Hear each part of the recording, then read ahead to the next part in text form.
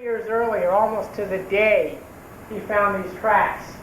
3 years later, boom, he gets a movie.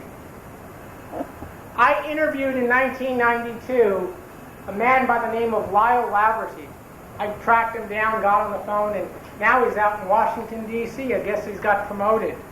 But I called him up, and he told me, I think I quoted him here in this publication. He said, all of a sudden, okay, let me explain. Lyle Laverty was in there for timber sales management or whatever. Had something to do with wood. He was there with a team of about 5 people. They were camped in that area. I don't know if they were camped at Notice Creek, Louse Camp, but they were in the very same general vicinity when Roger Patterson came in to make his historic movie. Lyle told me, he said, well, yeah, I was skeptical. And he said, all of a sudden, Roger Patterson comes in and boom, he gets a movie. And he said, Lyle said that they went to look at the tracks. He photo-documented them. But in his voice, I heard, there was this nagging doubt. It's like, he was like saying to me, I was here all along. All of a sudden, this guy comes in and sees these things. Lyle never saw any tracks prior to that time. He was there for a major part of October. Never saw any tracks. Next slide. I'm getting ahead of myself. I wish I had that slide. Anyway, this here is from John Green's book, Sasquatch, the Apes Among Us, published in 1978, excuse me. And here he's talking about, and I believe these are sightings, reports. Let's just call them reports. Here, according to Green, July, August, September, those are the months that you should be out there looking for Bigfoot, because you get a lot of reports. So, if this is a real biological animal, it's going to have some sort of pattern, you know, and it's just like, okay, there's the pattern. July, August, and September, let's load our guns and cameras and go looking for Bigfoot. Not, well, October 83 reports, which is also substantial. So, these are the months to go looking. So, if this is, what I'm saying, if this is strictly a legend, strictly mythology, the numbers shouldn't be like that. Maybe the numbers, if it was just all BS, the numbers wouldn't make any sense. But here they're saying, well, this is a key month. Maybe people are out around that time. Next slide. This here, you look at collectively the UFO phenomenon. You look at the Bigfoot phenomenon. You know what the problem is between both of them? No one has ever recovered a UFO, a flying saucer. And nobody has ever recovered a Bigfoot. This here is from Project Blue Book. These are reports of UFOs. And guess when most people see the most? Well, needless to say, it would have to be summer because people are out then. But I found it interesting that the correlation is there. July, August, September.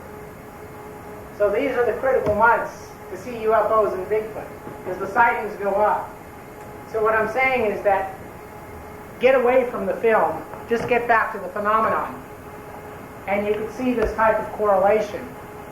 But you have to ask yourself, would there be a correlation with UFO reports and Bigfoot reports? Not that the two are related, but that July, August, and September, all of the people are seeing Bigfoot. July, August, and September, all of the people are seeing UFOs.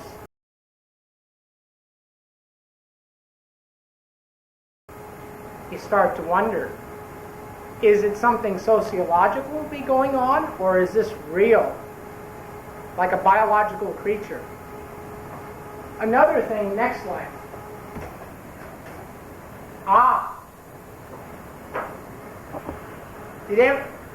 Has everyone seen this photo before? This is a world-famous photo. I guess they call it the surgeon's photo. Taken in Loch Ness, 1934. Guess what happened in 1994? 60 years after this film was made, because everyone, even Tim Dinsdale, I have his book, I was reading it, and he was talking about this film. He says, "Oh, this information is so good. They have the plates, the witness is intact. It's obviously a photo of the Loch Ness monster." That was Tim Dinsdale is dead, but he wrote extensively supporting this picture. In 1994, this picture fell to pieces. Some of the best photographic evidence for the Loch Ness monster, it took 60 years, and they debunked it. And the guys came forward and said, "This is how we did it." 60 years.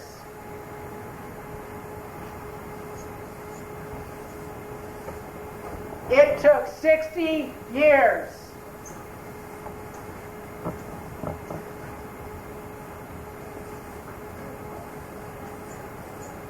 It's only been 28 years for the Patterson-Gimlin film. What if the next 30 years somebody's going to come and say, "I have some information about how that film was faked"? See, all I'm trying to create in your minds, my jurors who are going to decide whether this is good or bad, all I want to create, because they're paying me $500 an hour to do this, is reasonable doubt. Reasonable doubt. Another thing too, Roger Patterson had the film. This exclusive property. John Green told me last year that the film was so valuable that he had the original film. John had in his possession, I don't know if it means anything, but if I had the mother lode, this big gold nugget, and I said, "Hey, I'll just give it to my aunt, you can take care of it for a few days," I wouldn't part company with it. So I'm saying, if Roger really had something valuable, why would he give it to John Green? Maybe there was a business deal. But, you know, if he really had something valuable, why would he give the original? John had the original, not a copy. He had the original movie film. So I'm saying, if it were so valuable, let me ask you this. You right there, you're falling asleep on me. If you had the winning lotto ticket, where do you live? I live in Salt, Washington. Do they have lotto or something like that? If you had the winning lotto ticket and your name's on the backside, you've endorsed it, and all your numbers are right, and you just won $10 million, $10 million bucks.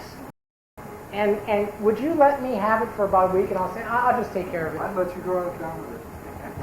No, honestly. I wouldn't be here. There you go. And would you let me just have it for about 10 days or so, just to safekeep it while you're out doing your thing? Probably. Right. A lotto ticket. And what if it were just $1 million? Maybe cut out that crap and get that. You probably won't part company. So maybe. I thought he left. I didn't know he came back in. So anyway, the point is, if you have something valuable, René's after don't him. part company with it. Roger did. So what I'm saying is that maybe it wasn't that valuable at all. Maybe Roger knew all along the value of the film. Next slide. And isn't it convenient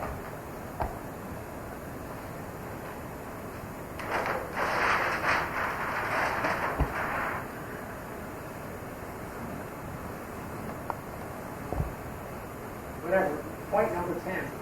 Who cares? Isn't it convenient? 1 year before the damn film was made, guess who wrote a book? Roger Patterson. That's his book. And I'm saying, man, this is, if I were a paid cop investigator, I would want to know that information. Maybe he didn't make a ton of money off his book or the film, but the very fact that 1 year earlier he published his book. 1 year later he gets the film. So another thing too, let's go to the next frame. This is a page in his book that was published 1 year earlier. Now let me get off the track a bit. Last year a guy by the name of Donald Hepworth came here. Maybe he did see 2 Sasquatches. I don't know. I wasn't in his car. I didn't see anything. But he sat down and he said, I distinctly remember I had this sighting April 8th, 1980, or whenever. Then I went to John Green's house and looked at his catalog file in the photos and sketches, and his sketch was dated, I think, April 6th of the subjects that he had seen 2 days later, the Twilight Zone. In other words, he had his sketches made, then he saw the Sasquatches. So maybe he just got his dates mixed up. But anyway, we know for a fact that Roger Patterson did have his book out in 1966, and you look in the book, the Bigfoot map, what really stands out here? Love Creek, found tracks, 1 year earlier. And it's almost cryptic. It's almost like telling you that, it's like almost going into the bank and saying, in body language, I know how to get into this vault. I'm going to steal your money. It's almost like he's throwing out the red carpet and saying, I'm going to fool you, and I'm leaving all these clues. But one of the things that unfortunately falls to pieces, my understanding is Roger wasn't that bright. Maybe he wasn't capable of this kind of stuff. But I'm saying, if I were the guy, if I were Marcia Clark trying to put him away like OJ, I would argue like this, as long as they're paying me. Let's go to the next slide. Aha! 1 year earlier again, and I think for me it's just like it's one damn thing after another, and it just bothers me. Look at here. This is his sketch of a female Sasquatch. Apparently this is the 4 things that Albert Osman saw in 1924, and this is the sketch of what the female looked like. But nonetheless, hair-covered breast. And you know what? In Roger Patterson's movie, guess what? The breasts are hair-covered. Although the person who's arguing the opposite direction, or the positive, can say, yeah, but the breasts were standing up, not sagging like that. But I would come back, if I were the prosecution again, and I'm saying, or the defense, I would say, yeah, but they're hair-covered. And they'd come back, yeah, but they're sagging. But the other breasts were standing up in the film. So what I'm saying is that you can really, really argue every which way. And you've seen what's happened with the OJ case. You can argue that thing till kingdom come. And those lawyers will do that as long as they're getting paid. You really believe that Johnny Cochran and Robert Shapiro really believe that OJ is innocent? Think about that. Also, too, let's go to the next slide. So there's a close-up of the face. Dr. Fehrenbach told us that when you look at a frame from the film, and this is how all those doctors and stuff, they draw angles and stuff like that. I'm an electrician, I don't know all that stuff. But the facial plane was relatively flat. Would everyone agree with me that the facial plane is relatively flat here? That's what I see. 1966, his movie of this female Sasquatch has a relatively flat face. The mouth area is not jutting out like you would have in the great apes. So again, to me, there's something that maybe I don't have a question about, but I'm damn concerned about this stuff. Next slide. This is Dmitry Bayanov from the Soviet Union. This is his sketch from the film. So apparently, maybe a little different sketching style, but you might be, go back, Tom, go back. Go forward. Maybe one can draw a little bit of a similarity between the both. Go to the next. There's another. Go ahead. That's it. Wow. Another thing that I find significant. Hey, that's fine. Roger was filming the Sasquatch. Roger Patterson ran out of film. Bob took after the thing, apparently. And if I'm wrong, John Green and René Dahinden can certainly point it out. Bob Gimlin took after the thing. Guess what Roger said? Come back! Don't go after it. Apparently Roger thought that there could be others of the Sasquatches in the vicinity. Apparently he didn't have his gun because his horse had fled the scene and he didn't want to get caught with one of the things there without a gun. So maybe if I'm saying is that maybe Bob would have got close enough to the thing and pulled the costume off. Roger would have no part of that. So Bob went after the thing and Roger said, come back, come back. So I'm saying maybe Bob Gimlin was in the clear, never knew anything about what was going on, you know. Also, another thing I find significant is one of the points I made earlier. How does anyone know that the film of the tracks was made the same day that the film of the Sasquatch was made? If I were going to fake something, I would certainly get rid of one of the films, put it away for a while. Maybe, what if the tracks were laid October 18th? And then they filmed that. 2 days later, Roger says, come on, Bob, we're going to go see it. Maybe that the subject there, if it were a man in a costume, was not leaving depressions that deep. Bob saw tracks, but not the tracks from the film. Because the film, you can argue, the film of the tracks that Roger made, say, 2 days earlier, it was some guy jumping around, leaving big depressions, big deep depressions. And then you photo document that. Also, too, Roger, and it's just like, it would have to be. Roger and Bob had a don't shoot policy. Both of them had rifles. But they decided if they come upon the critter, don't shoot, because it's really a guy in a costume. That's murder. So if it is a fake, all of those factors would have to be in place. Also, too, it's, how about Roger's legal record? October 18th, 1967, 2 days before the film was made, the state of Washington issued an order for a warrant to apprehend, because Roger Patterson was wanted for grand larceny because the camera he had taken from Shepard's camera shop and didn't apparently pay his rental fee. So it's just like in the OJ case. They dig up all the past and all the crummy stuff about you, and they throw it out on the table, and they say, see what a crumb this guy is? Of course his film was fake.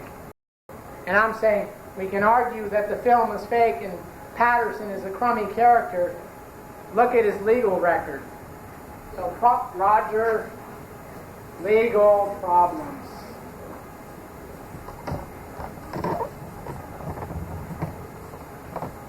So if you were buying a home and your real estate agent was a shyster, but you didn't know it and you wrote him a check for a deposit of $30,000 and he walked, and then you later found out that the guy had a record bigger than Charlie Manson, wouldn't you want to know that if you're sitting on the if you're the jurors? Wouldn't you want to know his legal record? So I'm saying, yes, we want to know about Roger's legal past. Roger had some problems. Another thing too, no other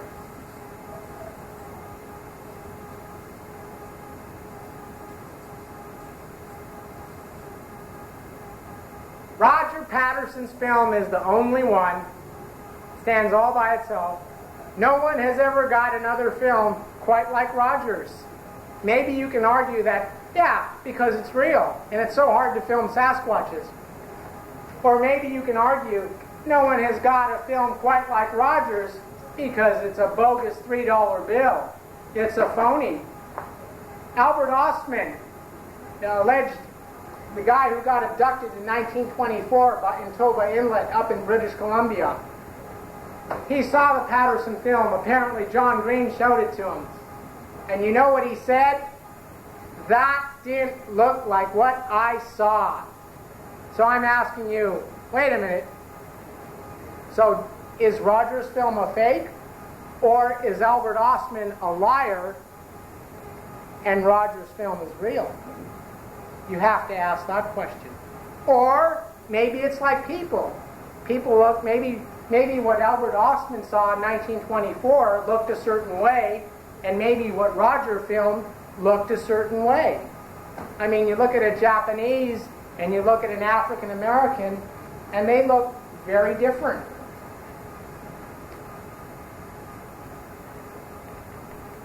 Another thing too, can we go back a few slides to the letter?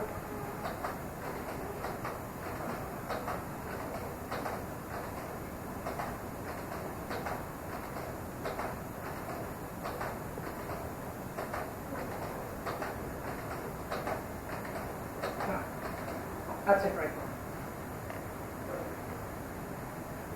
1989. This letter's from the Soviet Union. They wrote this letter to me, Dmitry Bayanev. As to your question, are there frames from the movie that show the animal crouching by the creek?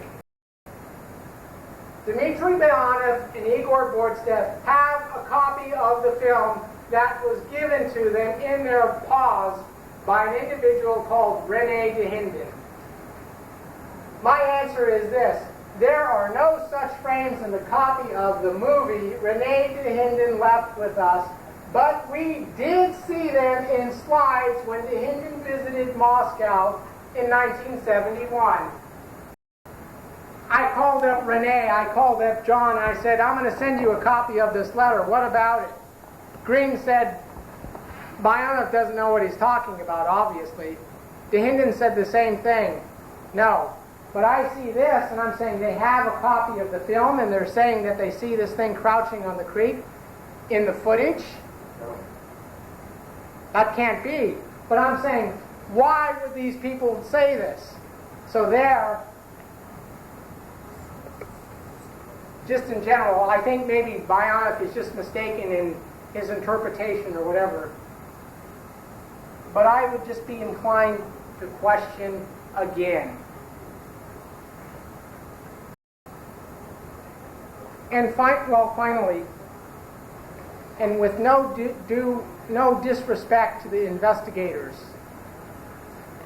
several days after this film was made, an individual by the name of Robert Titmus went to the film site to verify the tracks.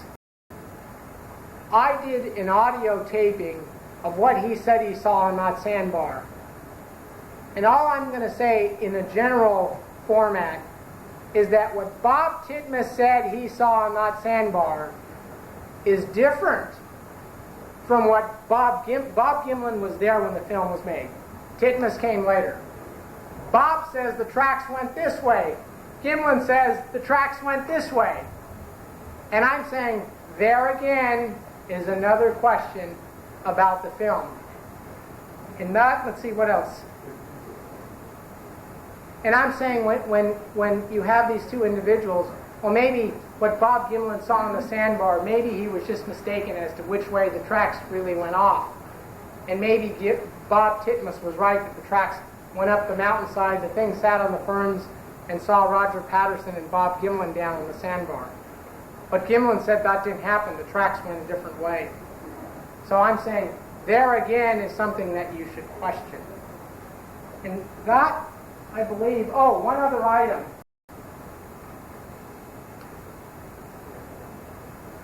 And this is my final item, and then I'll shut up. A lot of the people professing to be experts in the field, maybe they're not so expert after all. An individual who I personally like, I like the guy. His name is Dr. Grover Krantz, and he's a physical anthropologist at Washington State University in Pullman. He said in his book that was released a few years ago, and I quote, "It was filmed at 18 frames per second. Roger Patterson's movie, according to Dr. Krantz, was filmed, not that it's significant, but I'm saying Grover Krantz has put himself in a position where he's supposed to be one of the top guys in the field. So what he writes has got to be true. He said, Krantz again, and it's page 94 of his book called Bigfoot Prints, put out by Johnson Publications in Boulder, Colorado. It was filmed at 18 frames per second. And here, he's a proponent of the film. I'm a detractor of the film. Guess what I did? I said, well, wait a minute, let's resolve this question. I called up Kodak Camera.